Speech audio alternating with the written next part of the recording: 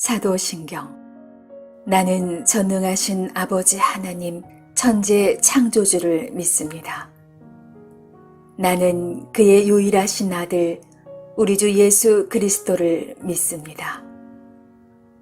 그는 성령으로 잉태되어 동정녀 마리아에게서 나시고 본디오 빌라도에게 고난을 받아 십자가에 못 박혀 죽으시고 장사한 지 사흘 만에 죽은 자 가운데서 다시 살아나셨으며 하늘에 오르시어 전능하신 아버지 하나님 우편에 앉아 계시다가 거기로부터 살아있는 자와 죽은 자를 심판하러 오십니다. 나는 성령을 믿으며 거룩한 공교회와 성도의 교제와 죄를 용서받는 것과 몸의 부활과 영생을 믿습니다. 아멘.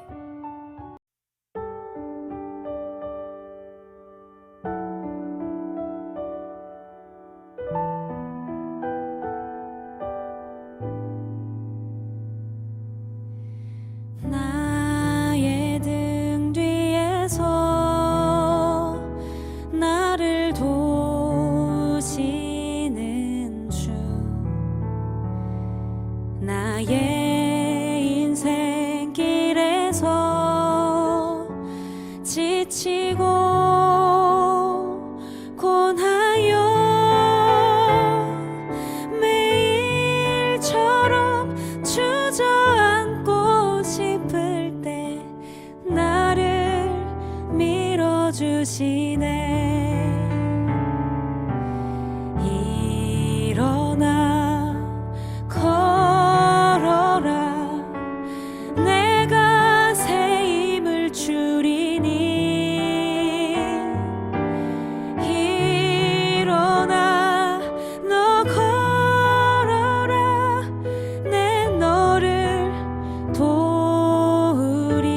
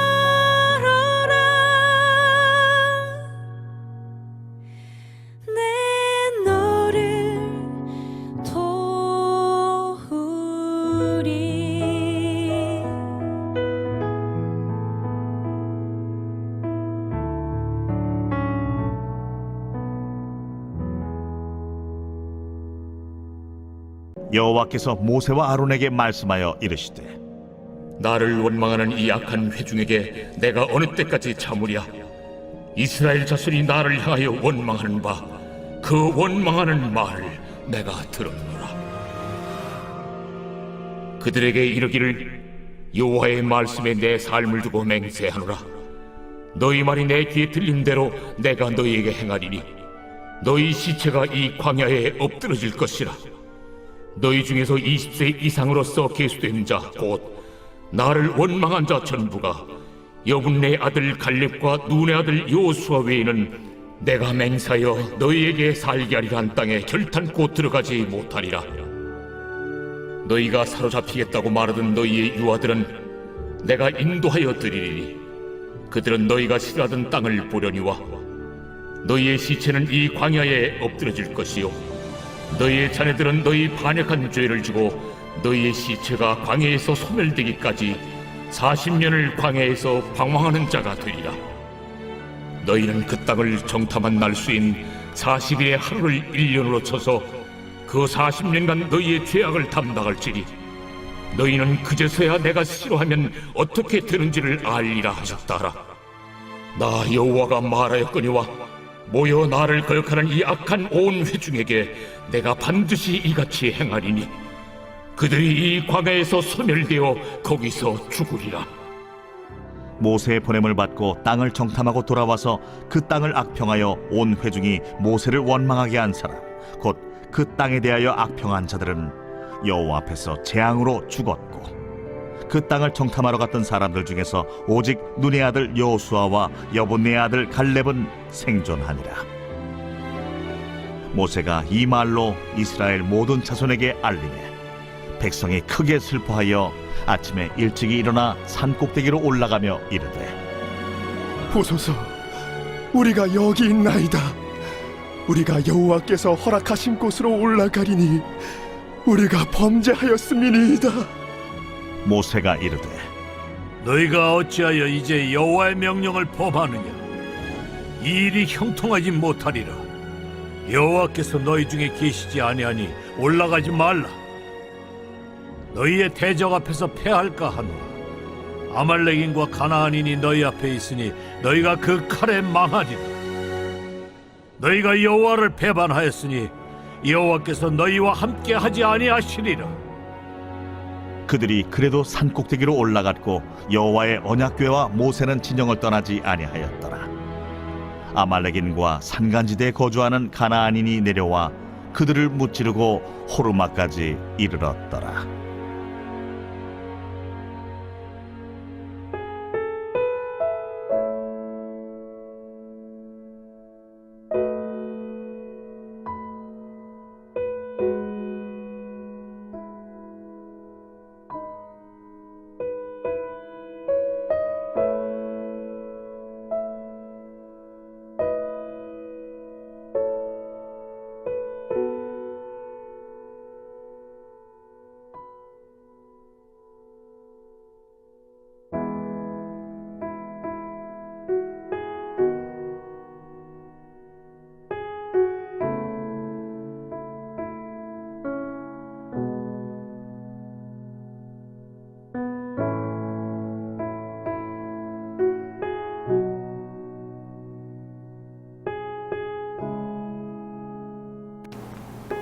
샬롬.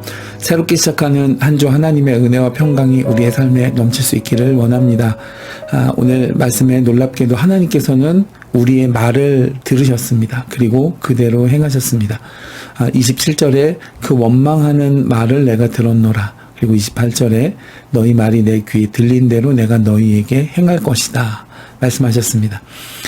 그 첫 번째는 이제 29절에 있는 말씀이었습니다. 너희 시체가 이 광야에 엎드러질 것이라 그랬습니다. 이것은 앞서 2절에서 우리가 애굽 땅에서 죽었거나 이 광야에서 죽었으면 좋았을 것을 이스라엘이 원망했던 그대로였습니다. 앞서 베푸신 많은 기적과 이사를 경험하고도 이것은 하나님을 불신했던 결과였습니다. 두 번째는 그 34절을 보면 가나안을 정탐했던 40일의 하루를 1년으로 계산해서 40년을 광야에서 유리하는 인생이 되도록 하셨습니다. 그러나 징계만 있는 것은 아니었습니다. 하나님께서 그 자신의 언약을 지키시고자 긍휼을 베풀어 주셨습니다.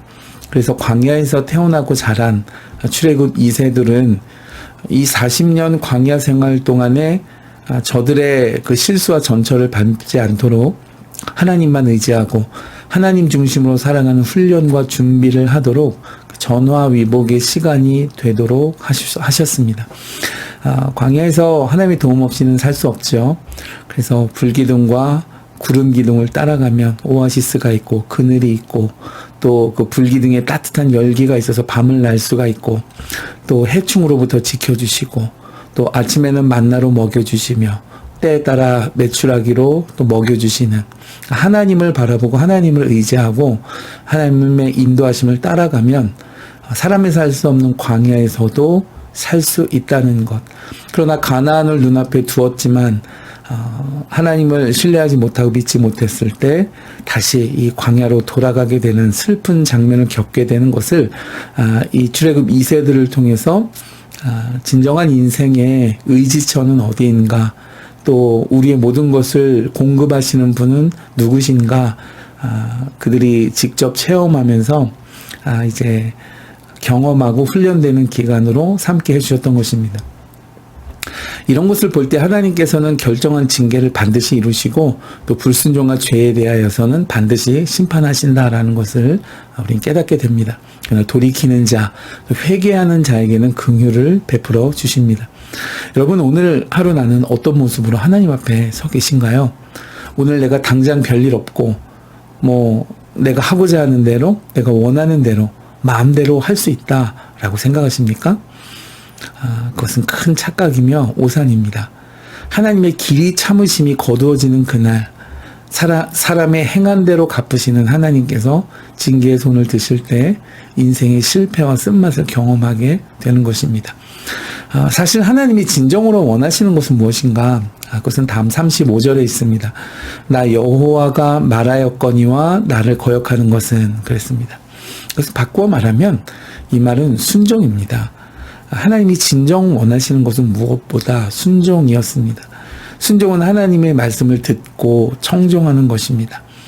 그러나 이스라엘 백성은 또다시 35절 앞에 하나님 입장에서 거역이라는 말씀은 듣지 아니하고 35절 끝에 자기들 입장에서 소멸되어 죽으리라 라는 말씀만 선택적으로 들었습니다. 그리고 자기들이 해를 입을까봐 그것만 중요시 여겼습니다. 그래서 원망하던 그들이 갑자기 태도가 돌변하여 가나안으로 올라가겠노라 라고 나섭니다. 근데 여러분, 이스라엘 백성이 매사에 이랬습니다. 하나님의 마음, 하나님의 뜻은 묻지 않고 자기 생각, 자기 경험, 자기 뜻대로 하는 것을 언제나 우선시했습니다. 그리고 자기 감정이 우선이었습니다. 신앙과 믿음에 있어 하나님의 뜻을 구하지 아니하고 자기 마음대로 행동하는 것은 만용입니다. 모세의 만류에도 불구하고 결국 그들은 또다시 자신의 의지대로 가나안으로 진격했습니다. 그러나 결과는 참패였습니다. 믿음 없는 열심과 만용이 얼마나 헛된 것인가를 보여주는 결과였습니다. 이것을 마지막으로 이스라엘은 그들이 걸어왔던 광야로 다시 돌아가야 했습니다. 어떤 분은 정말 이 장면이 구약 성경의 모든 어떤 그 사건 중에 가장 슬픈 장면이다라고 말을 했습니다. 40년 불순종의 결과를 감당해야 했던 것입니다. 우리는 때로 열심을 예찬하고 또 열정을 높이 삽니다. 그러나 하나님의 뜻과 일하심을 구하지 않는 열심은 위험한 것입니다. 오히려 공동체에 해를 끼치기도 합니다. 여러분은 믿음 생활 또는 직분 감당, 봉사와 헌신에 있어서 나의 열심으로 하시나요? 아니면 매사를 하나님께 뜻과 인도하심을 구하면서 그것을 감당하고자 하시나요? 여러분, 혹시 불순종이나 방종으로 오늘 말씀의 광야로 되돌아가는 슬픈 이스라엘처럼 인생을 낭비하고 있지는 않으십니까? 우리가 현실을 외면하지 말고 그것을 직시하는 자세가 필요합니다. 그럴 때 자신을 객관적으로 볼 수 있고 낮은 자세로 하나님의 마음을 구하시면 그분의 긍휼을 힘입을 수 있을 줄 믿습니다. 그리고 회복과 승리가 그분으로부터 우리에게 주어집니다. 사랑하는 여러분, 오늘 하루 우리 삶이 순종과 하나님이 주신 영감으로 넘칠 수 있기를 주님의 이름으로 축복해 드립니다.